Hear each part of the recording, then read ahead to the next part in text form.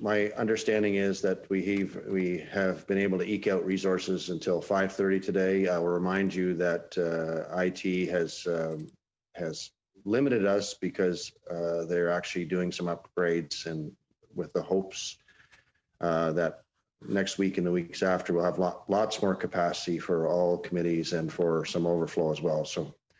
But our scheduled time is 11 till 1, however, but of course I'm at the behest of the committee.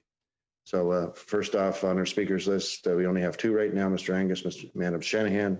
Mr. Angus. Well, thank you, Mr. Chair, and it's good to be able to speak with my colleagues at the Ethics Committee. This summer, we had, I believe, 2 meetings on the issue that is before us, the issue of conflict of interest and the awarding of the contracts that led to the WE scandal. At that time in the summer, there was also some investigation at the Finance Committee. However, neither committee has been able to finish any of our work. The Prime Minister prorogued, shut down Parliament.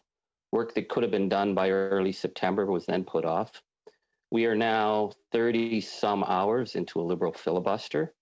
I have never, in all my years, witnessed a government attempt to stop the work of a committee by just throwing up roadblock after roadblock. These are important issues. And the further we get away from the original subject, it becomes a question. People say, well, isn't it time to move on?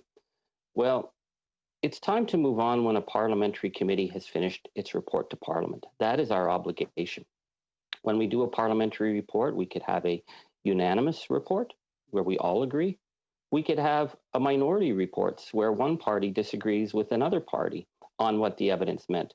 But we have an obligation to finish this report. So I think it's important to go through some of the reasons why this study is so important for the Canadian people.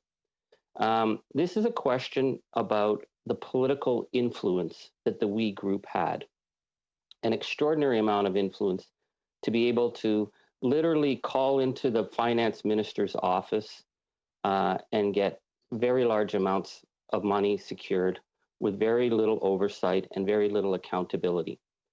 That is actually a slightly separate program, and I'm going to refer to that later, than the full $912 million program that we are focused on.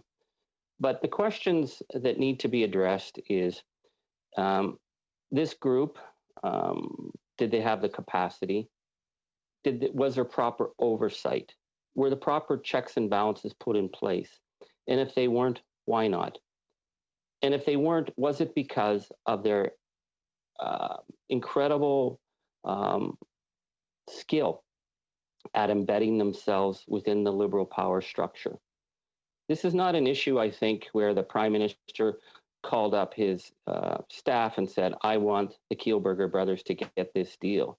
I think what we see here is that the Kielburger brothers were able to play on their close relationship with the Prime Minister, the Prime Minister's wife, who acted as a goodwill ambassador for them, the Prime Minister's mother, who was paid to work their corporate events, the Prime Minister's brother, who was paid, that it created a sense of comfort that we had Minister Bill Morneau, and we're going to look at him much more closely today in terms of his financial relationships with the Kielburgers and his political relationships with the Kielburgers that certainly clouded his judgment and certainly led to him having to step down.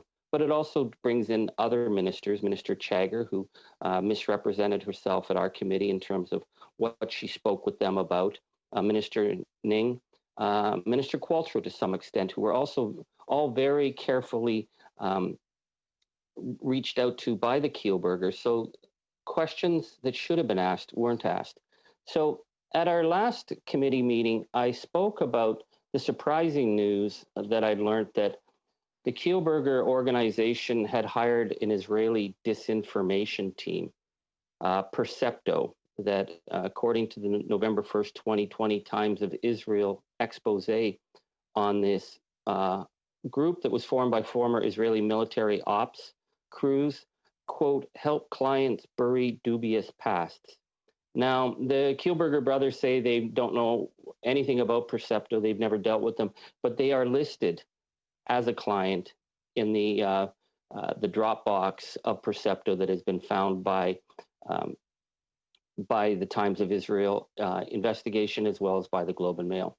You have to ask yourself, why is a children's charity hiring an Israeli disinformation team to deal with online information?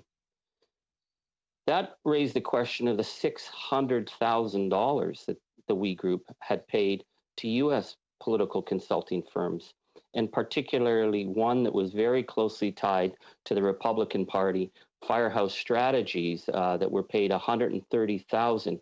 Now, Firehouse Strategies, as we now know, came out of the Marco Rubio campaign and were intent on using the tactics that Donald Trump had perfected in terms of being very aggressive in terms of media pushback.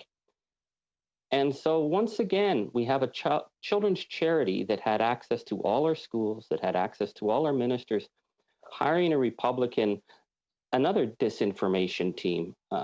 And we're asking why. And this is also a group that tells us that all the money that they raise goes to help children, but $600,000 is being spent in the United States on these political consultants. So the reason I go back to Firehouse Strategies and their connection to the Kielburger brothers is what their strategies offer. They offer, quote, defensive, combative media training. Again, why would a children's charity need to have combative media outreach? But in a 2019 podcast, Mr. Sullivan, who's one of the three co-founders who came out of the Marco Rubio campaign, said that their strategy is, quote, you figure out who the opponent is, and then let's go and get 18 bad stories about them. Our belief is in modern communications, you either throw spears or you catch spears, and catching them is no fun. Again, this is a group that is supposed to be a children's charity, but we're dealing now with a political strategy of getting 18 bad stories about their opponents because it's about throwing spears. My colleagues, I feel that our committee is now catching spears from the Kielburger group, who are very, very adept, as we know, in terms of media and media manipulation. That as our committee is unable to finish our report, they have launched a major publicity campaign, including the Firehouse Strategies talks about getting 18 articles in. Well, they've certainly gotten op-eds into the Toronto Star. They've gotten other elements out there. But what's interesting from this latest media blitz that I feel is really falsely representing the work of our committee, their spokesman is Mr. David Stillman. And if people weren't listening to our committee meeting on Monday, they wouldn't know that David Stillman was a former employee of We. And yet he's being presented in the media as this independent voice on charities and good work and good foundations. He was a board member of We. He was a former member of the charity. And it's this pattern of getting people that you know and getting people you work with and getting people you hire to go out and do your publicity for you. Why? Why is that needed? Either this charity stands on its own 2 feet and can explain what happened in this scandal, or we're dealing with something that's much more murkier. So I raised the question, and my knowledge of the We Group extends, and my Liberal colleagues have done some research and found out that my daughters did some volunteering for them. My daughters were very, very inspired by the Craig Kielburger book when they were young, and one of my daughters did work overseas. And so when I first learned about the group, I thought, wow, they're doing leadership training. This is really exciting. I kind of lost sight of them for a number of years, and I saw them more and more tied into the Justin Trudeau. Justin Trudeau speaking at their events. They seem to be much more tied to the Trudeau family, and I thought that was odd. They moved, it seemed, from doing grassroots organizing meetings and training to these big rallies, and then I started to learn that they had more and more corporate involvement, which may or may not be a problem. But the fact that we did not know that the Prime Minister's wife was hired to do those corporate events, I think is questionable. It's questionable in that when asked about paying the Prime Minister's family, we were told that they were not getting paid, and that was false. But I refer you to a July 7th, 2020 article from CBC, where it says 150 staff from We write about systemic racism in the organization.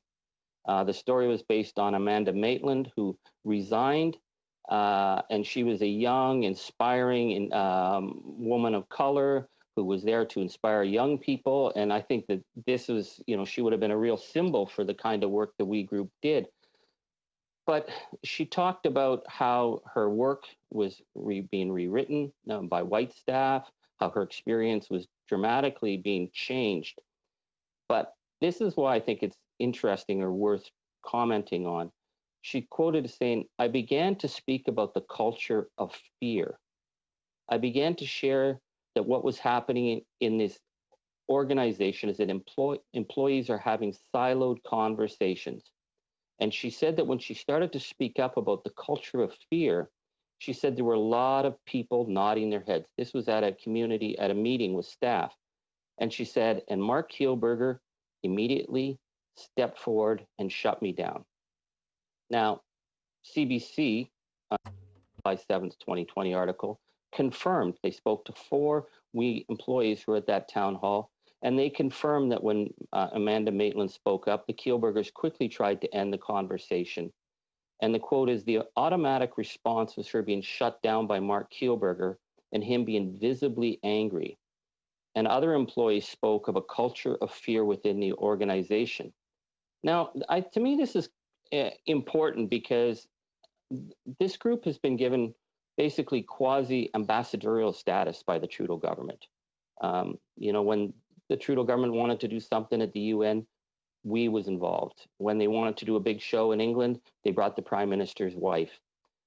We're talking about young volunteers, young people who could have been like my daughters, who were really inspired, but working in an organization where there's talk of a culture of fear. Why does that matter? Well, that matters because these were issues and the organization and the culture within the organization that I think should have been fact-checked by the bureaucrats. But because the Kielburgers are so closely tied to the Prime Minister's family, no questions were asked about that. Continuing the CBC News article, quote, "People were afraid to speak up because they didn't want to lose their jobs." Another former employee on the We Day team said, "I was so scared to speak up. If you ever said anything that's out of line or questioned anything they didn't like, you would end up not being in their good books and you would get kicked off the team or fired." So we could say maybe something morphed, when they went from being this small grassroots organization to this huge conglomerate doing big spectacle shows, that maybe they just expected their young staff to, have to pick up. But we're in an age where questions of toxic work environment and intimidation have become very fair play, and people need answers to it. So what surprised me when I was starting to look into this was that I had many former We staff who reached out to me, but were very afraid of using their name. They were very afraid to speak up publicly. And I thought, well, it's just a children's charity. They just do inspiring stuff with young people. Why are you so afraid? But how far back does this go? Well, we have an email, September 4th, 2009, from Dan Moss of Bulkwell, saying goodbye to all the We staff. Its subject is an honest goodbye. And I found it very moving because he could have been like one of my daughters. He joined the organization absolutely inspired, wanting to change the world. He said, "Staff who work here, they work out of love. It's love, damn it, not money, glamour, fame, or fortune, just love. They love what they do, who they do it for, and who they do it with. They signed up to give at least 2 years of their life to change the world." Literally, that's what they signed up for. I think that's a really powerful statement.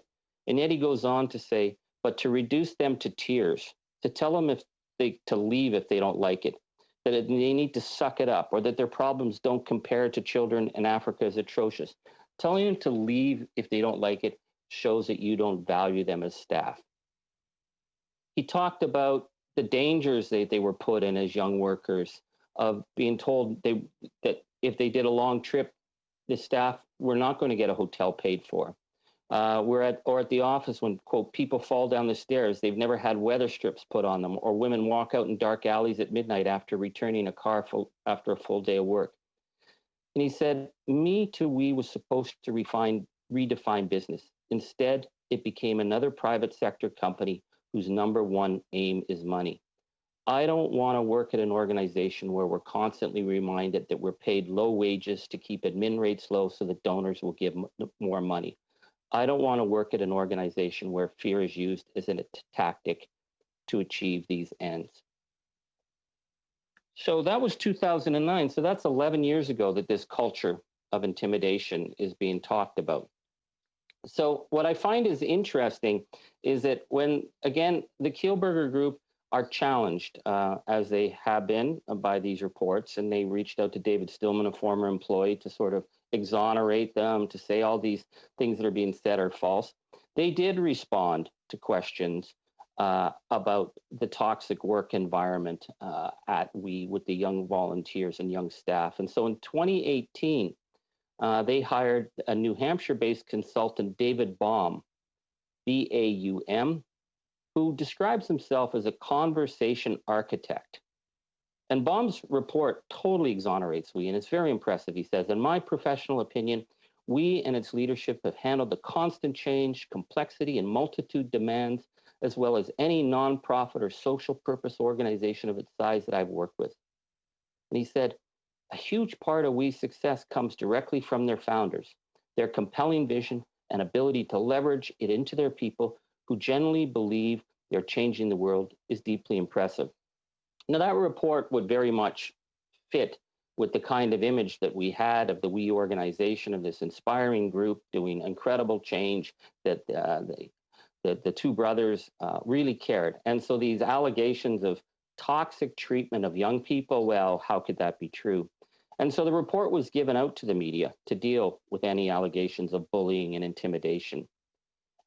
And Canada Land, which asked about where that report was prepared, were told that it was, quote, an independent and unbiased capacity, was Mr. Baum wrote this. Now, but what we learn is that Mr. David Baum, according to IRS filings, was paid $750,000 for consulting work for WE from 2015 to 2019. So he was being paid by WE an enormous amount of money, and yet being presented as an independent voice. The brothers also wrote an op-ed for Post Media in 2015, where they said about Mr. Baum that in our lives, that someone who is our trusted friend is David Baum. Even the toughest, here's the quote, even the toughest guys I know are relieved to have someone safe to go to for advice and pep talk.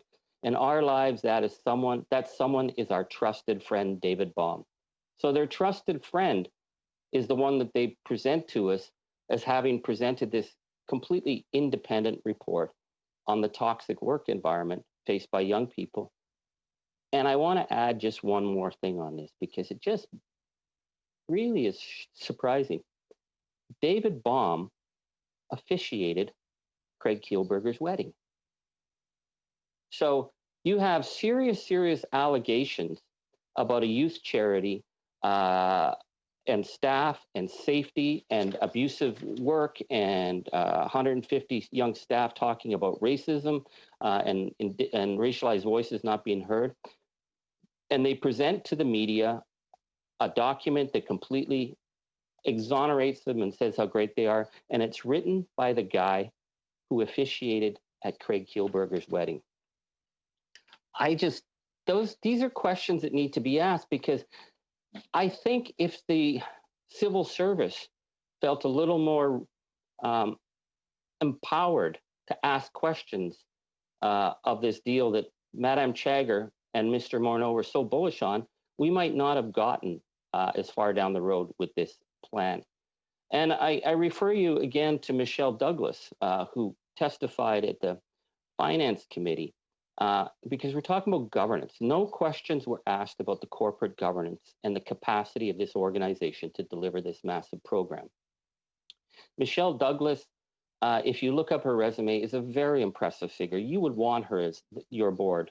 Now, I don't know if any of my colleagues in the Liberal Party have ever been involved in charities, but charity boards are very important. Charity boards oversee the finances. They have to be able to tell the donors and also CRA and any of the regulators that this charity meets the tests of their finances and their legal obligations.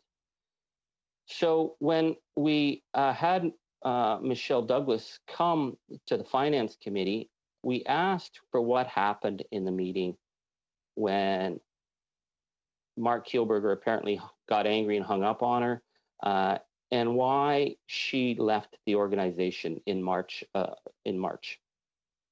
She said, "Given my passion for the organization, it was a difficult decision for me to tender my resignation. I did not resign as a routine matter or as a part of a planned board transition. I resigned because I could not do my job. I could not discharge my governance duties." She goes on to say that in March, the we executive were scrambling to contend with the impacts of the pandemic. They began, she quotes, "They began to lay off a large number of staff, and as the days went by, the number of job losses grew quickly into the hundreds. The board felt, of course, a duty to protect the organization and to consider the interests of its stakeholders, including its employees, donors, partners, beneficiaries, and others. So I convened an ad hoc committee on the board to hold daily calls with the executive team for briefings and updates, and we provided key updates in turn to the board at large." So one of the key elements that I think is really powerful in Ms. Douglas's statement is that among the stakeholders that she was worried about protecting were the employees, those young people that our previous email talked about them being underpaid and the culture of fear, but she wanted to make sure they were protected. And she said, it was our view at the board that we could not fire hundreds of people without very strong demonstrable evidence. And even then, we should explore mitigation measures to save jobs. Instead, the executive team were dismissing employees with great speed and in large numbers. On March 25th, Craig Kielburger called me and asked that I resign from the board of directors of the We charity. Now, again, I've never heard of a charity where the founders can call up and tell the board that they're fired and tell them they're fired for asking financial questions. That's their job. And the fact that the board was worried about those low-paid young people who had given so much time to the organization and to try and find a way to mitigate, that was completely not a priority, it seems, and the board was fired. And this counts because, again, we need, when we're talking about government programs, especially in the nature of something close to $1 billion that's going to be handed out, we need to know that the governance structure is sound, that this is an organization that can actually deliver. So if you look into the documents, I don't know if my Liberal colleagues have read the 5,000 pages that we have, the ones that aren't blacked out, but it raises a number of questions, again, about why people did not vet their claims. And I keep going back to the fact that this was a group very, very tied to the Prime Minister, tied to the Prime Minister's mother through payments, tied to the Prime Minister's brother through payments, tied to the Prime Minister's wife through the fact that they had her as their goodwill ambassador, and tied to the key ministers on the file. So in order to be able to deliver this program, which was extraordinary, getting 20,000 young people placed within a couple of months, very quickly, for the whole summer. One of the things that they claimed, and this was in their, that they reached out and you can see it on slide 13. And slide 13 is the documents that were given to the finance and ESDC officials. That we has confirmed a strategic coordination partnership with Imagine Canada to support the recruitment in coordination of nonprofit partners. Now, Imagine Canada has incredible connections. So it would make sense if you're the frontline civil servant trying to vet this project, that Imagine Canada is signed on. That's a good sign. The slide is updated a few days later on May 4th to read that this would support the creation of up to 20,000 initial volunteer opportunities upon launch. We will create volunteer placements for 10,000 students and partner with Imagine Canada, an umbrella organization for Canadian charities, to engage 50 not-for-profit organizations to create 10,000 additional opportunities that will be posted within 2 weeks of launch. These opportunities will be available in all parts of the country, in both urban centers and rural and small communities. Now, we do know that they were having enormous problems. They did not have the support in Quebec, they claimed. We do not see any real figures for rural and isolated communities. But nonetheless, because of that Imagine Canada connection, it seemed doable to our hardworking civil servants. And so this language was copied and pasted into Minister Chagger's briefing material for her colleagues for the May 5th Cabinet COVID Committee, word for word. And this language also found itself into the ministerial briefing notes and the implementation documents. In fact, it came up as part of the questions the Treasury Board had for EDSC and Finance on May 8th. And Treasury Board asked, what are the 50 large nonprofit organizations with which the third party would be working directly? Do they have wide and deep roots with smaller nonprofit organizations across Canada? And as part of their answer, ESDC replied, we charities has agreed to work collaboratively with the Government of Canada to identify organizations to develop placement opportunities. In addition, they have confirmed a strategic coordination partnership with Imagine Canada to support the recruitment and coordination of nonprofit partners. They will leverage their networks to extensive networks to reach smaller NFPs. Now, the problem is that they didn't have an agreement with Imagine Canada. Imagine Canada had to clarify that. In fact, they released a statement. Our CEO, Bruce McDonald, initially agreed to participate in an advisory committee for the project, but he withdrew from the advisory committee before it ever met. And then CEO Bruce McDonald of Imagine Canada had to elaborate even further when was questioned, was Imagine Canada involved in discussions about the CSSG program? He says, we charity approached Imagine Canada in May with the news that a new initiative was being developed to support post-secondary students who would unlikely find summer employment. The role of connector and convener is one that Imagine Canada often plays, and I connected We Charity to several organizations in the sector that could potentially assist with delivering the program. At this early stage, I was asked to sit on the advisory committee for the program, and I agreed to do it. But this committee never met or convened in any fashion. He goes on to say, Imagine Canada was also asked to consider playing a role in evaluating the program. Evaluation and research have long been core strengths for Imagine Canada, so I agreed to consider this. As discussions about the program developed, however, concerns that it was blurring the distinction between paid work and volunteering began to surface. We relayed these concerns to both We Charity and government officials, but they were not acted on. As a result, Imagine Canada decided not to participate, and I asked to be removed from the advisory committee. He goes on then to say, it has been reported that Imagine Canada was among several organizational staff or employment and social development Canada considered to deliver the CSSG program. At no time were we contacted by anyone at ESDC or anyone else within the federal government to discuss this possibility. So this is to me very concerning because we have raised issues that this blurring of supposed volunteering and the payments that were paid may actually be illegal under Canadian labor law. Imagine Canada raised these questions. Imagine Canada said they were not willing to participate, and yet Imagine Canada was presented as the partner and this was not questioned.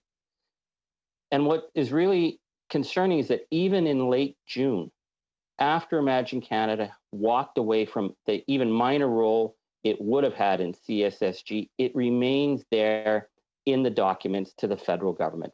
In the briefing note attached to the finance minister's final decision on releasing funds for the, it is said on page 6 of the June 22nd draft for the delivery of the Canada Student Service Grant, it reads, quote, 10,000 of these placements will be created by We directly. The remainder will be created by working in partnership with up to 50 NFPs and Imagine Canada, an umbrella organization. And then even more considering, on the eve of launching the CSSG on June 25th, We was actively listing Imagine Canada as one of their partners. So on an email on June 24th with the subject heading CSSG rollout questions, the full list of confirmed NFPs. Number 1, YMCA nationwide. Number 2, Imagine Canada. This was not true. And so when the government seemed so shocked that this plan, this scheme fell apart so quickly, you know, it's been presented that this was somehow people being mean to the we and people being, not willing to like help this great organization. But these were complete falsehoods that were being presented and nobody was checking. And I think this is really, really concerning.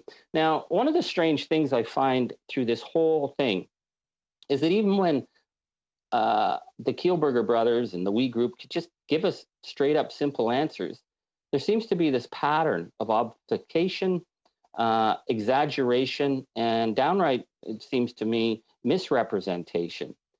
So part of that is, and I heard this, I'm hearing this from my good friend, Mr. Sorbert, about, they would never make any profit. It was impossible to make profit. They were doing all this for the Canadian people. It's the Mark Kielburger line that, that they never would have answered Canada's call if they had known the trouble they would have gotten in. But, as we have seen, and I may have to explain this again to my Liberal colleagues, Canada didn't call them. They were calling Canada incessantly through their lobbyist, Sophia Marquez, and through having direct email and contact information right to the finance minister. They were just going right into his office to talk to him. So the idea that there was no profit, and then it became even clearer, there was no administration fee. How do you deliver a program of this size and have no administration fee? There's something about it that makes me think that the Kielburgers wanted us to think that they were so willing to work for the good of Canadian people that they couldn't even take anything, but it just doesn't make sense. So Mr. Fragikatos at the Finance Committee on July 28th said, I want to ask you about the administration fee. How would it have been had we administered the Canadian Student Service Grant, and for what purposes? This, when we say administration fee. I'm not sure if most Canadians understand is meant by that. And Craig Kielburger says, I appreciate you asking that question. I can start by clarifying. In fact, there wasn't an administration fee. It was a program implementation fee. And what I mean by that is often in the charitable world, when people think of admin, they think back office or fundraising. The costs here were simply directly for reimbursements on the delivery of the program. Wow. And later in that same meeting, Mr. Sean Fraser says, I want to go, I sometimes have trouble hearing the answers. I found one answer to my colleague, Ms. Dershowitz, and then Mr. Fragikatos, I found, quote, stunning. I want to make sure I have my understanding correct. Of the $500 million program, there is an up to $43 million administration fee, depending on how many students can be placed. I was under the impression that this was going to provide some sort of benefit to the organization for administering this program. Am I correct in my understanding that every penny of that administration fee, if the program were actually executed properly, would not have gone to the organization, but would have been used exclusively for expenses? Mr. Mark Kielburger, sure, that's correct. It would have been exclusively for expenses. Number one. Craig Kielburger, for program expenses, not even administration. Mr. Mark Kielberger, yes. Number two, it is not an administration fee. It's a program fee. And here we go. We were doing this on behalf of the government, helping the government. We were asked to do this by the government. The organization itself would not profit. We were there because we wanted to be of assistance. Again, and he says, this was not an administration fee. It was a program fee, and 100% had to be used, of course, for the program. Now, I think people would have thought less if Mr. Kielberger just said, well, of course there's an administration fee. How do you think we're going to deal with $500 to $900 million as an organization?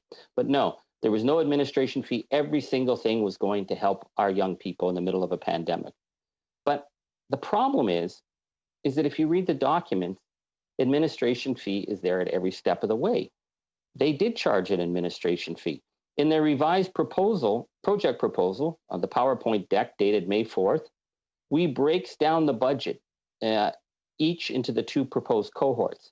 And these are very details that include how many people they will be hiring, how much it will cost, legal fees, technology they will have to pay for, etc.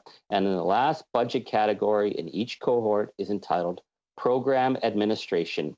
And the other, under the line, it says admin costs for We Charity, 15%. So for cohort one, that was $2,543,478. In cohort two, it's $1,796,288. So that would be an admin fee of $4,339,766 outside of the expenses. Now, the other thing I found really striking in this is if you're in a group and you're doing admin fees, if you have your own rent costs and real estate costs, that's your business. The admin covers the program because, again, the Kielberger said every dollar was going to help young people. But in this agreement with the federal government, they've got their real estate getting paid off. There's a line for rent, which equals $590,000. So that's above and beyond. Now, we do know that there were a lot of questions about them not being able to make their real estate covenants. So this, and I have the documents here in case my Liberal colleagues didn't read any of the documents from the government, but that there is this $590,000 rent fee that's put in on top of the admin fee, which is separate from the program fees. That's a serious amount of dineros going to the organization that says they weren't getting anything. So we go through initial processing administrative capacity. That's a $12.8 million fee. Grant disbursement for the first 40,000 placements, $2 million setup and disbursement cost for 40,000 grants tied to placements, and a 15% administration cost. And for the additional vetting of placements and disbursing costs of up to 60,000 eligible students, $9.13 million, capacity to assess outside placements and disbursement costs for 60,000 grants tied to placements outside those created by we, plus another 15% administration costs. So there you go. It's like 15% administration, 15% administration. Why not just tell us you're charging 15% administration? It might have made them seem a little more believable. But here's the thing. On June 18th, as they were discussing extending the program to October 30th or to November 15th, in each category, there's an NGO disbursement cost, program cost, and yes, an administration cost. And in this case, that would have been $482,791 or $566,591. So clear. We are getting 15% program costs. Again, money carrying on through into the fall. So when, my colleague, Mr. Sorbera, says there was never going to be any profit, this is just the opposition attacking them. My question is why did the organization not come clean to Parliament? Why, under oath, were they misrepresenting the fact that they were getting a 15% admin fee. Now, I could go on also with the Liberals seem to have this problem. It's a simple thing. What should this program have cost? Mr. Sorbera the other day was, again, quoting the Kielburger line, and that the opposition were misrepresenting the number, saying it was $900 million when in fact it was only $543 million. And why is the opposition using these false numbers? Well, it's actually $912 million, and we're going to get to that crucial 12 million. I think my colleagues are going to find the 12 million very, very interesting. But so where did the opposition come up with this $912 million figure? Well, when the Prime Minister made the announcement on April 22nd, they distributed documents, and the Canada Student Service Grant was 912. It means 912 million. On June 25th, the Prime Minister finally announces the full details, and media reports using the April 22nd backgrounder say 912 million with no correction from the government. The next day, June 26th, Minister Chagger office explains to the media that we will only get 19.5 million for administering that. No details are given now. If you remember back, it was when we learned there was going to be a $912 million program to a group that was tied so closely to the Prime Minister. There were lots of questions, major questions. The government seemed surprised that people noticed the fact that the Prime Minister first big speech after becoming leader was becoming Prime Minister was with we, that his wife was traveling with him, that his mother and brother were involved. So they came out and they had to say, no, the only amount of money out of this 912 million to we is 19.5 million. Okay. Now, if you're getting confused here, it's like dealing with the Liberals and dealing with the Kielburger group is like you feel like sometime a bumpkin at the country fair trying to keep an eye on the shell game, and the Liberals and the Kielburgers are moving those shells all the time. So we're going to walk through this just a little carefully. So on June 16th, July 16th, Minister Chagger appeared at the Finance Committee. And in an opening statement, she said, the first announcement we made was for 20,000 placements and 19.5 million was allocated. Of this 19.5 million, 5 million was for the nonprofits for the creation of support they needed, and 300,000 for accessibility supports. She said then, quote, there were two other categories of funding envisioned in the contribution agreement. There was 10.5 million to provided to We Charity to administer the program for smaller local not-for-profits that would want to participate. She said, and had that occurred, there would have been another 13.53 million provided to We for an additional 20,000 placements. So then she says the maximum amount that We Charity could have received was 43.53 million out of the total budget of 912 million. So she's still using the $912 million figure, but we moved from 19.5 to 43, 19.5 to $43.5 million that they are going, $43.53 million, just to be correct, that the We group was going to get. But she's still using the $912 million figure. And this is what she's giving to our committee. So the clerk of the Privy Council didn't make a correction. Neither did Bill Morneau or any of the department or EDSC officials when they were brought before testimony.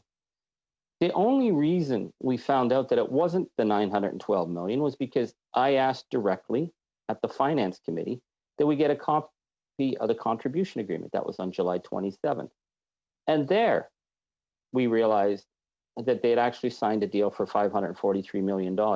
And by God, the Liberals all jumped up and down and said, see how the opposition were misrepresenting and blowing this out of proportion, that it wasn't 912, it was only 543 million. Why didn't the Liberals just say this in the first place?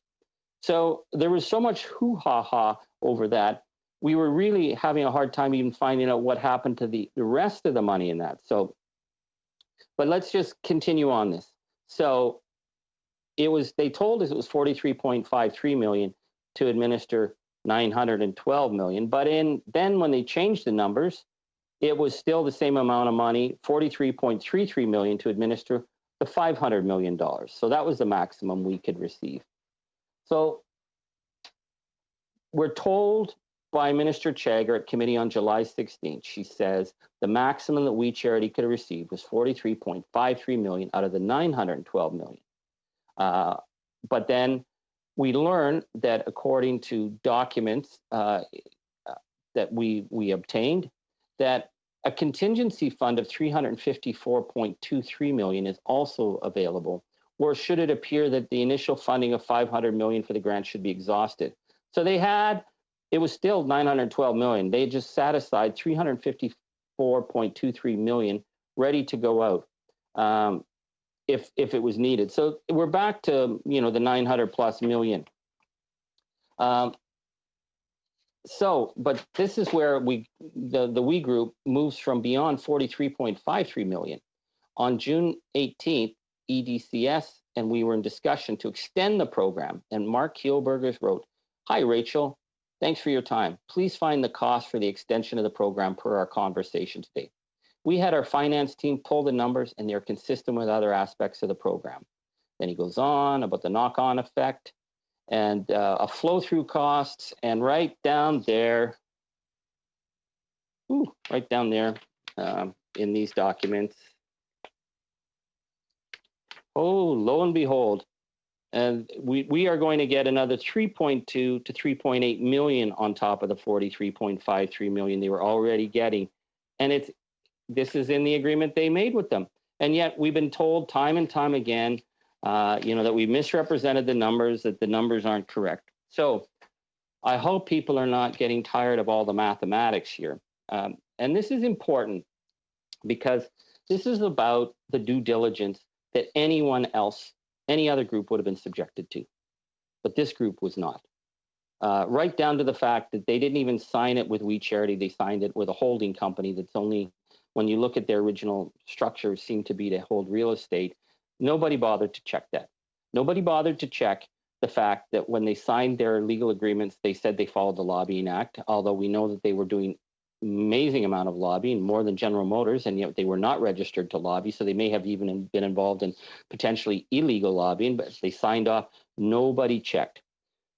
So what is this $12 million out of the $900 million? There's the $900 million announcement for the Canada Summer Student Service Grant, but there's another $12 million on top. So what we find out is that 12 million was for that. Remember, the minister keeps talking, Minister Chagger talked about the We Social Entrepreneurship proposal, the first proposal, the proposal that on April 17th, the We Group got wind of this much bigger possibility and morphed and created a new program that became Canada Summer Student Service Grant. Well, what happened to that original proposal? That original proposal still got funded. That turns out that the $12 million was given from Minister Ning's office to Minister Morneau's office on April 10th.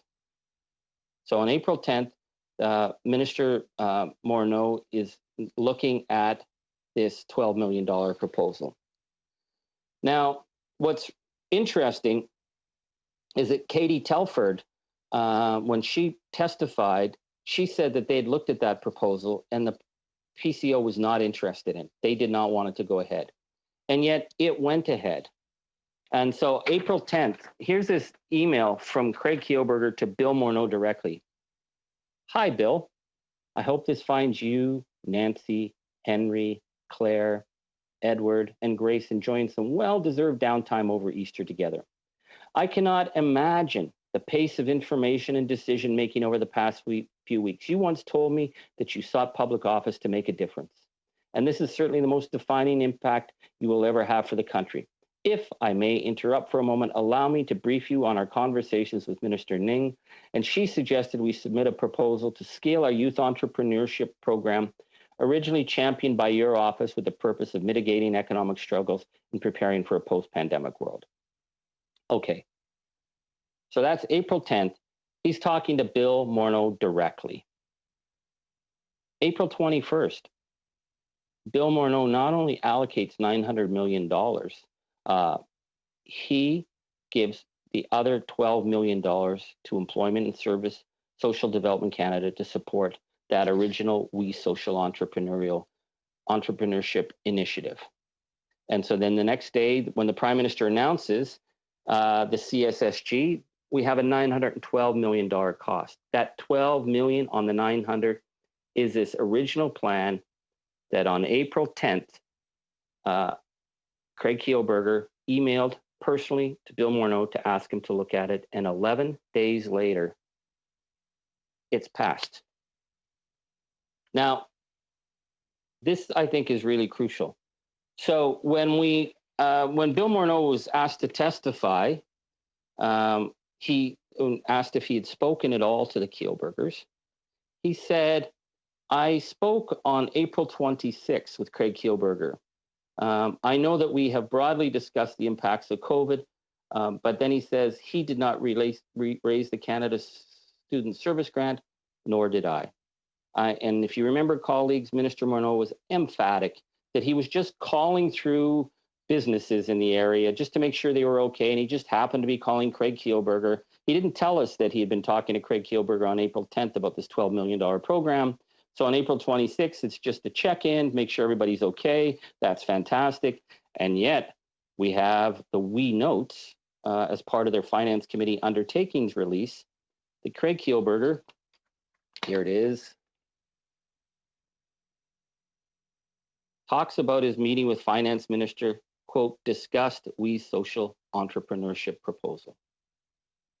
So, well, Minister Bill Morneau, maybe the guy forgot he had a villa in France. The guy forgot he got $40,000 for the Kielburgers. Maybe he forgot that he met and signed off on an agreement to give the Kielburger brothers $12 million that Katie Telford said the government didn't think was a good idea, that he forgot to tell our committee that they discussed this proposal that he had just approved. We could take Minister Morneau at his word, or we could say maybe Minister Morneau lied to our committee and did not tell the truth. So why is this important? This is important because April 10th, Craig Kielburger contacts Bill Morneau, and 11 days later, the Kielburger Group are supposed to be getting $12 million. He's getting it from a minister whose daughter is hired by the Kielburgers, whose family has been flown around the world by the Kielburger Group, who we have reports that youth staff, the staff that we talked about who sometimes are afraid for their jobs, were involved in political events for Bill Morneau, and they walk out with $12 million. Now, I know my Liberal colleagues will say, well, $12 million, you're nitpicking here. What's $12 million? I mean, God, the Liberals are willing to blow $900 million on this group. You put this in context, the communities I represent. 2 years ago, we had a horrific, complete collapse of infrastructure and housing at Cat Lake Reserve in Treaty 9. The situation was so bad, people were being medevaced out. People died. People died in Cat Lake from the mold in their homes, in the condemned nature, the fact that 75% of that reserve was so badly, the infrastructure was so bad, people were being medevaced out, people died. And trying to get this government to put any money in was a battle royale. And at the end of the day, the people of Cat Lake got a promise of $10 million.